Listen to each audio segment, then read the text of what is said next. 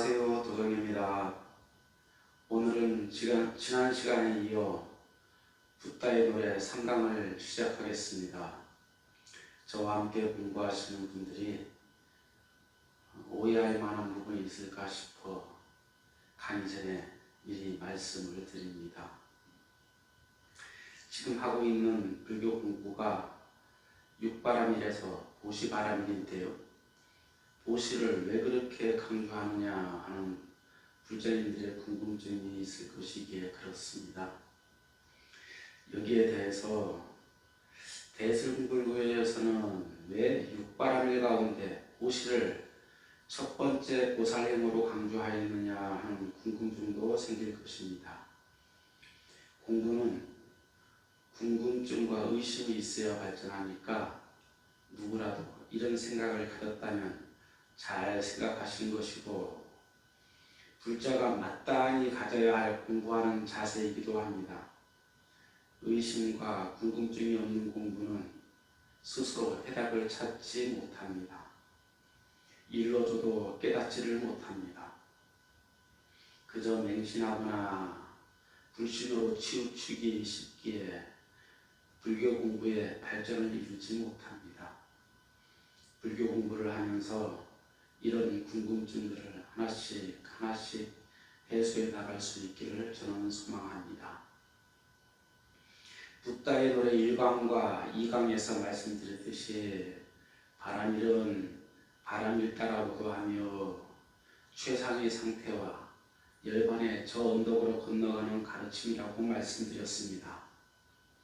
그렇다면 보시가 어째서 열반의 저 언덕으로 건너가는 첫 번째 바람일인 것이냐에 대한 설명이 필요하겠습니다. 보시라는 말이 우선 듣는 이로 하여금 선입견을 갖게 합니다. 직접적으로 말씀드린다면 돈을 내라 하는 의미가 아니냐 그런 반론이 있을 수 있다는 것이죠. 말씀드리건대 작금의 불교 현실에서 전혀 틀린 말은 아닙니다. 사찰마다 건물불사, 탑불사, 탱화불사, 불상불사, 기와불사 등등에 이르기까지 불사가 끊일 날이 없는 것이 사실이고 불자들에게 불사에 동참하는 종용이 있으니 어찌 틀린 말이라 할 수 있겠습니까? 그러나 전혀 틀린 말이 아니라는 말은 완전히 그렇다는 것도 아니라는 말이기도 합니다.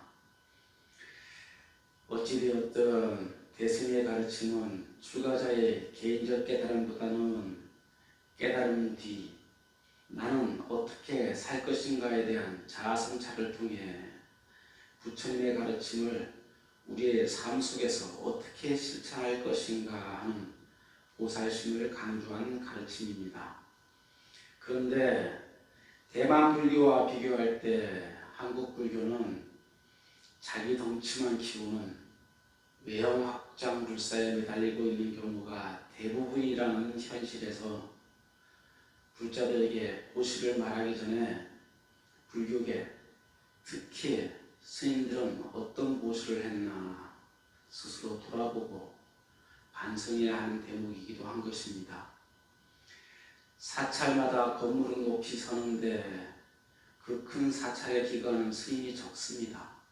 설령 큰절에 살고자 하는 스님이 있다 하더라도 주지가 보시금 주는 게 아까워서 최소한의 대중만 상주시키는 경우도 있습니다.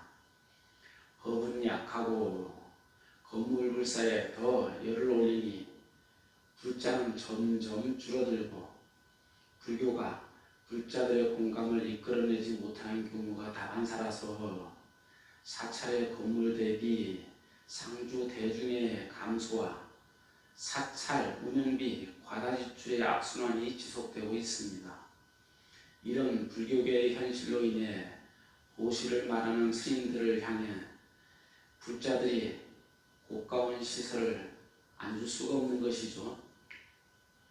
그렇다면 부처님이 말씀하신 보시가 제가자들에게만 해당되는 가르침이었는지 살펴보아야 할 것입니다.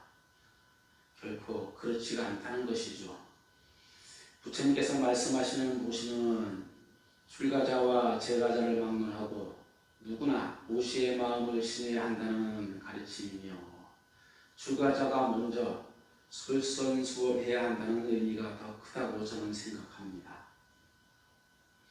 다종교 시대의 오늘날 출가자가 줄어들고 불자가 줄어드는 불교계의 현실에서 더 이상 건물불사가 미래 세대에 어떤 커다란 의미가 될 수 있을지 스님들이 좀 깨달았으면 좋겠습니다. 지금부터라도 불자들이 보시한 것을 인재불사로 해양해야 불교를 쇠퇴의 길에서 다시 신뢰의 불교로 되돌릴 수 있다고 저는 생각합니다. 예를 들면 각 사찰에서 생활 형편이 어려운 불자 학생들에게 장학금도 주고, 사찰에서 하는 무료 급식소도 더 확대하고, 어린이 포교에 더 많이 투자하고, 빈곤자와 사회적 약자들에게 불자들의 보시를 되돌려 회양해야 한다는 것입니다. 받는 것에 익숙한 스님들이 주는 것에 인색할 수밖에 없습니다. 시간 나면 성지순례라는 이름으로 해외여행을 다니거나 사치를 즐기고, 남의 손을 빌려서 빳빳하게 풀먹인 승복을 입으며 스스로 존귀한 채, 스스로 깨달은 채 그렇게 살면서 자아성찰은 불자들에게만 요구하고 자신들은 부끄러움도 모른 채 그렇게 사는 경우가 비일비재합니다. 제 스스로도 참 부끄럽기 짝이 없습니다만 불교계의 현실이 그렇습니다. 그래서 육바람에서 보시가 재가자들에게만 해당되는 말이 아니라 수행자들과 스님들을 포함한 모든 중생들에게 해당되는 부처님의 가르치는 것이고, 그렇기 때문에 보시 바람을 일러 불자행이나 수행자행이라고 하지 않고 부처님의 근본 마음인 보살행이라고 하였던 것입니다. 또한 보시가 물질적인 것만을 이루는 것은 아닙니다. 아름다운 말, 아름다운 미소, 아름다운 행위가 모두 보시가 됩니다.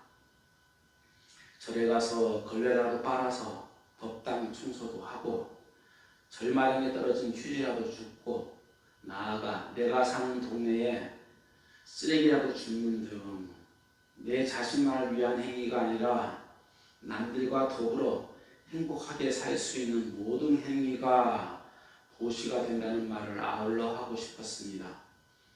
앞으로 배우게 될 개송 가운데에는 남이 보시하는 것을 보고 자신이 보시하는 것처럼 기쁘게 여기며 칭찬한다면, 보시한 사람이나 함께 칭찬하고 기뻐하는 사람이나 같은 보시를 한 것과 같고 같은 과보를 받고 한량없는 공덕이 된다고 부처님께서 설하셨으니, 이런 개성만 봐도 저희 말이 틀리지 않음을 알게 되실 것입니다.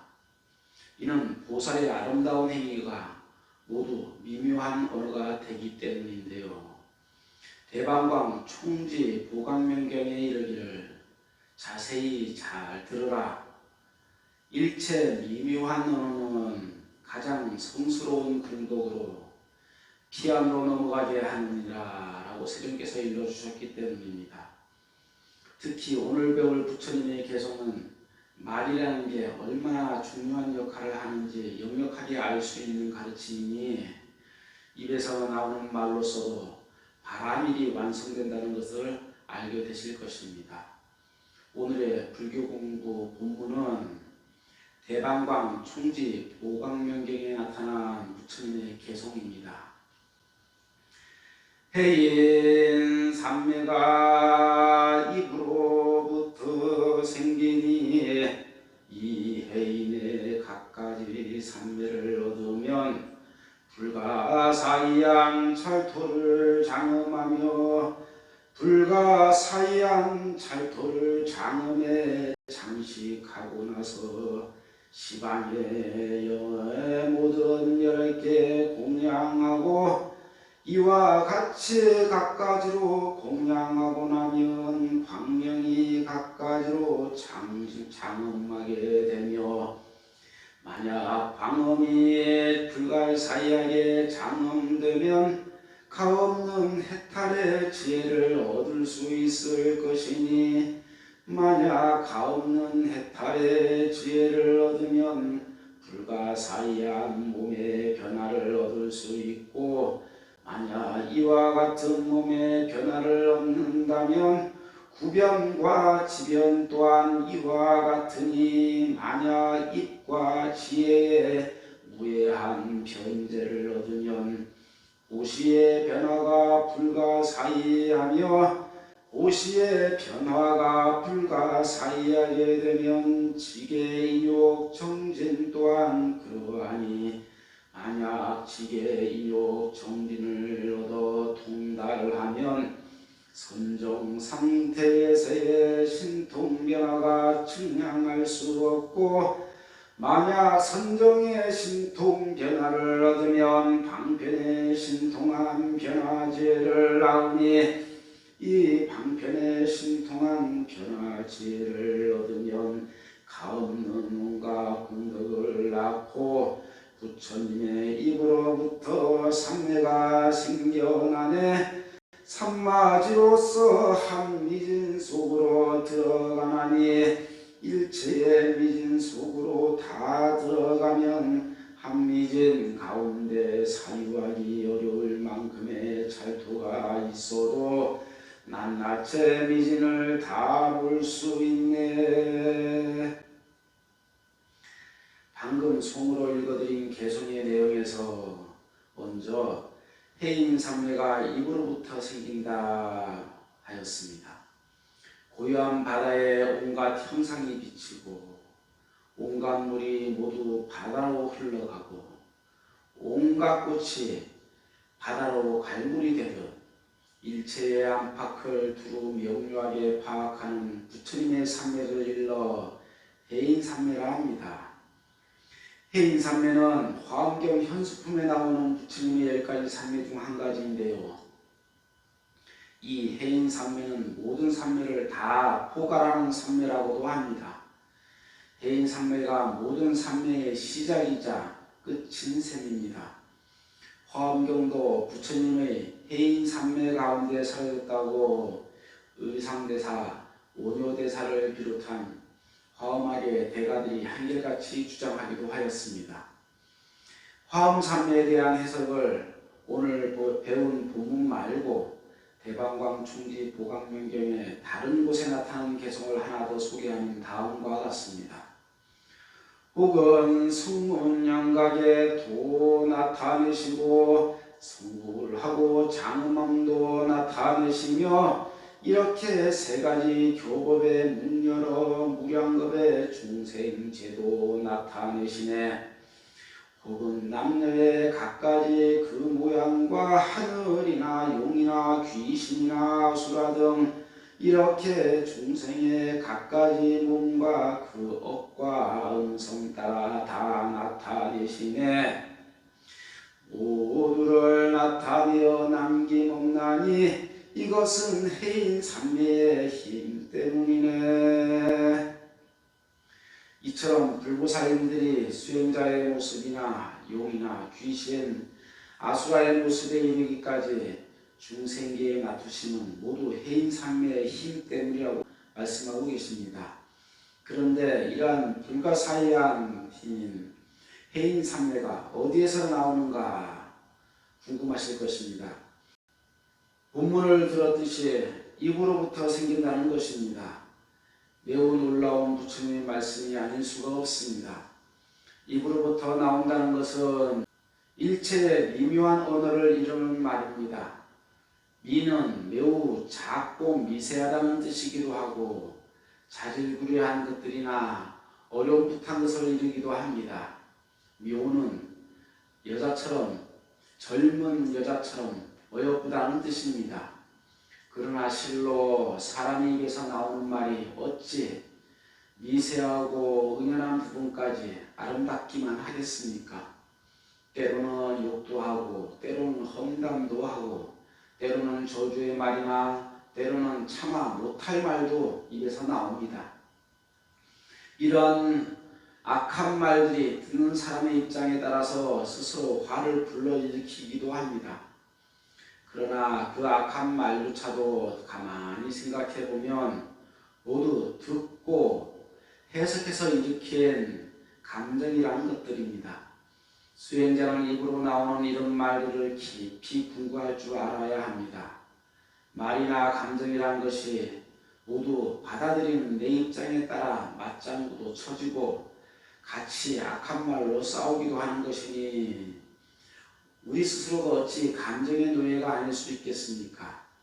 감정이란 것이 본래 듣고 보고 촉감하여 생각이란 것을 일으켜서 생기는 것으로서 실로 허무하고 공한 것이 아닐 수가 없습니다. 가령 듣지 못하는 사람에게 뒤에서 욕을 한들 듣지 못하는 사람이 악감정을 일으킬 수 없는 것과 같습니다.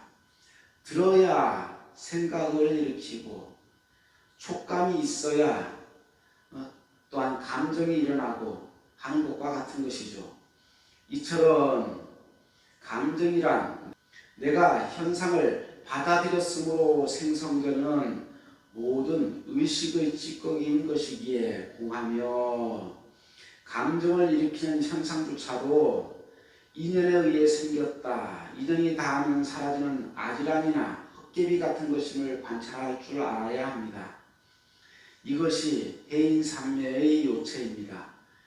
그래서 해인산매가 단순히 입에서 나오는 말이 아니라 일체의 미묘한 언어라고 부처님께서 설명하셨습니다. 둘자가 어리석은 중생의 상태에서 보고 듣고 생각하는 그런 입장을 벗어나서 보살의 눈으로 보고 보살의 귀로 듣고 보살의 마음으로 접한다면 모든 현상이 악하든 선하든 해인산매의 길이 아닌 것이 없으며 한량없는 부처님의 공덕이 아닌 것이 없게 됩니다. 이런 해인산매를 얻으면 헤아릴 수 없는 온갖 찰토를 보살심으로 장엄하게 되고 이런 장엄을 할 수 있을 때 비로소 11개 공양다운 공양을 할 수 있게 되며 11개 공양하고 나면 광명이 각가지로 장엄하게 되고 만약 광명이 불가사의하게 장엄하게 되면 가없는 해탈의 지혜를 얻을 수 있을 것이다 라고 세존께서 말씀하고 계신 것입니다. 나아가 육바라밀을 온전히 이루고 끝내는 세상의 모든 중생들이 나로 하여금 해인산매에 들게 하는 부처님이 되시고 그 부처님의 입으로 나오는 말들로 인해 다시 해인산매가 생기게 된다는 말이 되겠습니다. 지금까지 일체 미묘한 말이 해인산매를 이루는 요체가 되며 비로소 11개 하는 공양이 되고 이러한 11개 하는 공양으로 하여금 육바라밀까지 온전히 성취하게 된다는 말씀을 드렸습니다. 덧붙이자면 보시의 다른 말이 부처님께 올리는 공양이며 보시의 마음은 신심과 연결되기도 합니다. 신심이라 먼저 부처님의 가르침을 믿는다는 것이며 불보살님의 공덕과 가피력을 믿는다는 것이기도 합니다. 그래서 화엄경 현수품에 이르기를 신심은 모든 공덕의 어머니라고 하였던 것입니다. 사람과 사람 사이 사랑이 없으면 베푸는 마음이 없습니다. 미운 사람이 떡 하나 더 준다는 속담도 있지만 근본적으로 사람은 사랑해야 떡 하나 더 주고 싶어집니다. 사랑해야 고운 말도 더 자주 하게 되고 사랑해야 희생마저 즐겁게 받아들여집니다. 자식에게 하는 희생이 삶의 보람으로 여겨지는 것도 자식을 향한 사랑 때문입니다. 누군가 나를 사랑한다고 말하면서 내게 주는 것이 너무 아까워 인색하고 볼 때마다 내게 미운 말을 하고 내게 인상을 찌푸린다면 그 사랑은 거짓된 사랑일 것이 분명하고 진실된 사랑일 리가 없다는 건 모두가 다 아는 사실입니다. 그래서 신심이 있으면 자연스럽게 보시도 하게 되고 보시를 하면서 보시하는 것 자체도 감사하고 고마워하게 된다는 말씀을 드리고 싶습니다. 이에 관해 화엄경 현수품의 다른 개송을 간단히 소개하면 다음과 같습니다.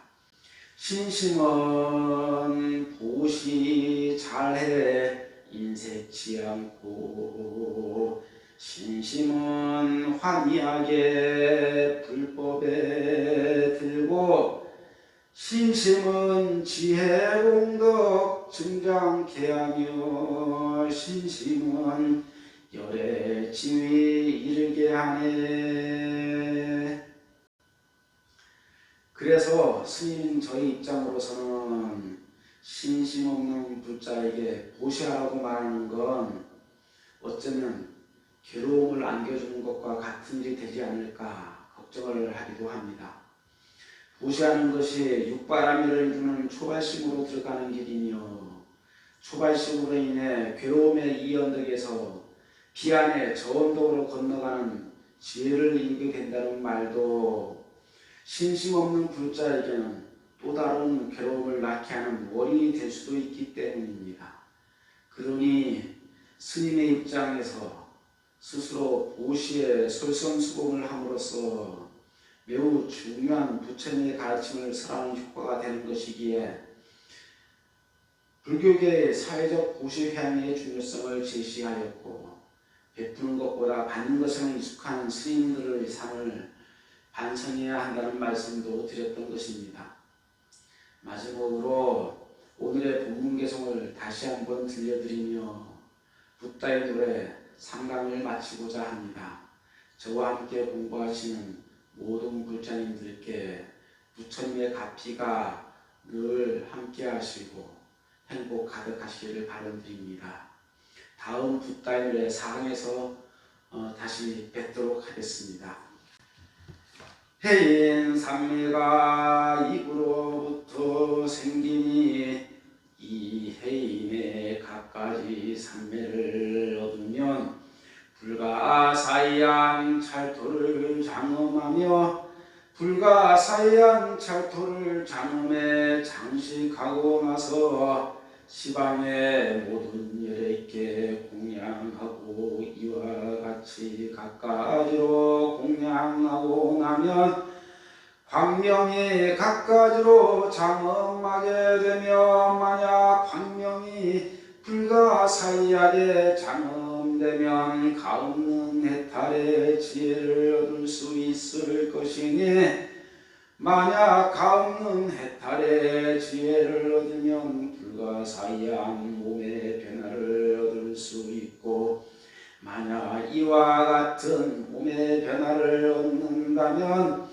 구변과 지변 또한 이와 같으니 만약 입과 지혜의 무해한 변제를 얻으면 보시의 변화가 불가사의하며 보시의 변화가 불가사의하게 되면 지계인욕 정진 또한 그러하니 만약 지계인욕 정진을 얻어 통달하면 선정상태에서의 신통변화가 청량할 수 없고 만약 선정의 신통변화를 얻으면 방편의 신통한 변화지혜를 낳으니 이 방편의 신통한 변화지혜를 얻으면 가없는 온갖 공덕을 낳고 부처님의 입으로부터 삼매가 생겨나네 삼마지고서 한미진 속으로 들어가나니 일체의 미진 속으로 다 들어가면 한미진 가운데